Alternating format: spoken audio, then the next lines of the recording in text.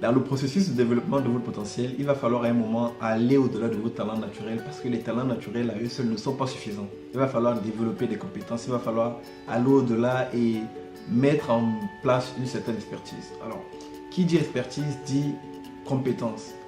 Comment fait-on pour développer des compétences rapidement? C'est le thème que je me propose d'aborder avec vous ce matin dans le cadre de la capsule de ce lundi.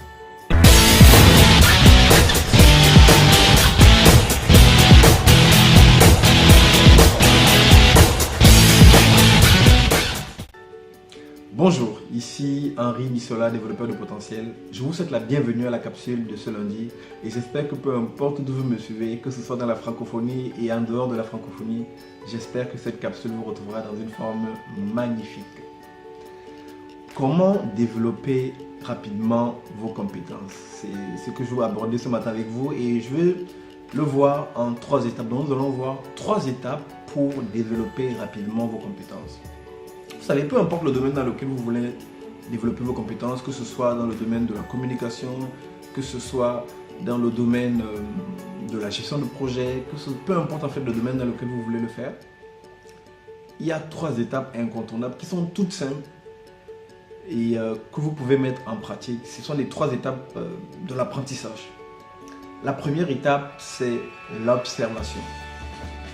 Nous revenons donc sur le cas de la communication. Vous voulez améliorer vos talents de communicateur, il va falloir commencer en fait par observer. Observer, cela veut dire quoi? Cela veut dire que vous allez regarder comment font les meilleurs dans ce domaine, comment font les meilleurs communicants. Vous pouvez regarder des vidéos sur internet, vous pouvez regarder des émissions pour observer la façon dont ces personnes-là se comportent, la façon dont ces personnes-là font lorsqu'elles sont en situation de communication, lorsqu'elles sont debout, lorsqu'elles sont assises, quelle est leur posture, quelle est leur gestuelle. Vous allez observer en fait ces différents éléments. Donc ça c'est le premier point, de pouvoir observer comment les choses se font. Lorsqu'on parle ici d'observer, l'idée c'est de voir comment est-ce qu'on peut identifier des façons de faire, comment est-ce qu'on peut identifier en fait, des schémas qui sont reproductibles. Donc la première étape, l'observation. La deuxième étape, c'est l'étape en fait d'acquisition. C'est-à-dire qu'une fois que j'ai observé, il faut que je puisse retenir le mécanisme. Il faut que je puisse retenir le mécanisme qui est utilisé et que je puisse l'enregistrer en quelque sorte dans ma tête en me disant ok, en situation de communication, voici comment la personne fait. Donc je vais enregistrer cette façon de faire. Donc là, c'est la partie acquisition. Cette partie acquisition en fait qui sera mise en œuvre facilement lorsqu'on a pris le temps d'observer à plusieurs fois. C'est-à-dire que par exemple, lorsqu'on fait des vidéos YouTube, moi je suis encore en apprentissage, donc je vous fais des capsules, mais je suis encore en apprentissage parce que à chaque fois, lorsque je regarde d'autres coachs, d'autres motivateurs faire des vidéos, je vois des façons de faire, des façons de parler, des façons de structurer le message, des façons de se tenir, la posture, la façon de commencer la vidéo, la façon de terminer la vidéo. Ça, c'est des choses à force d'observer.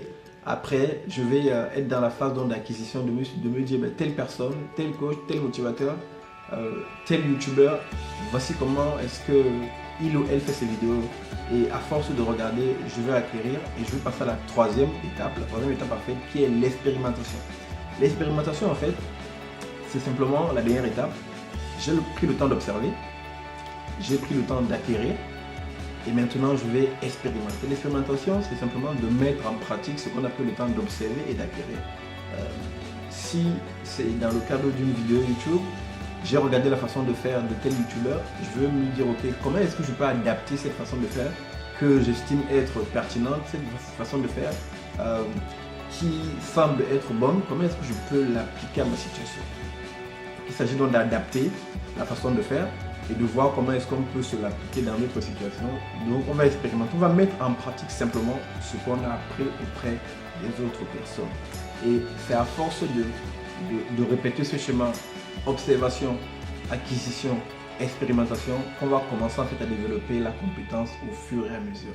Ces 3 étapes en fait sont applicables dans plusieurs domaines. Là j'ai pris le temps, l'exemple de YouTube ou bien de la communication, vous pouvez l'appliquer en fait. Tout à l'heure je parlais de la gestion de projet, vous pouvez être dans un contexte en entreprise par exemple et vous allez observer par exemple votre manager, comment est-ce qu'il gère les projets. Donc vous allez voir en fait la méthodologie qu'il utilise. Vous allez prendre le temps d'observer chaque semaine comment est-ce qu'il fait, quel est son planning, comment est-ce qu'il gère les différentes activités liées aux différents projets qu'il gère.